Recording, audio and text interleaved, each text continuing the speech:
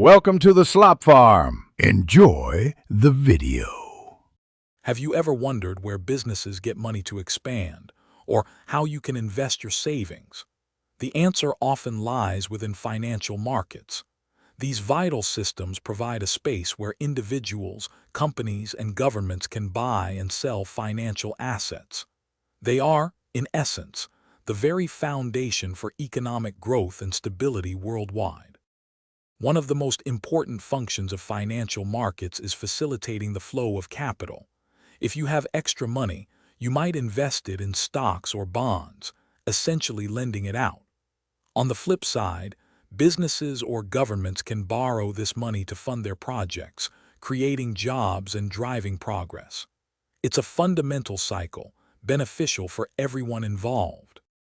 You've probably heard of the stock market, where shares of companies are bought and sold, but there are many other types as well. The bond market, for example, lets governments and corporations borrow money by issuing debt.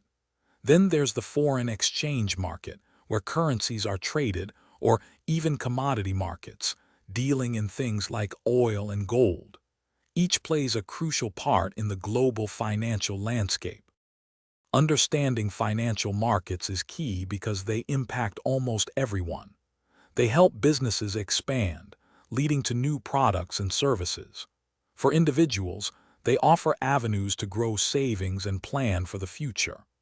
Ultimately, efficient financial markets contribute directly to economic stability and a higher standard of living for us all. So, who actually uses financial markets?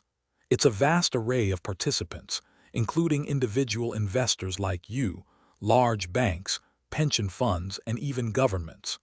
They all interact within these systems to achieve their financial goals.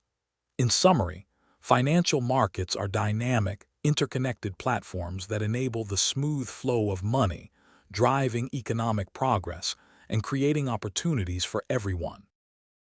Thanks for watching. Consider subscribing if we helped you today.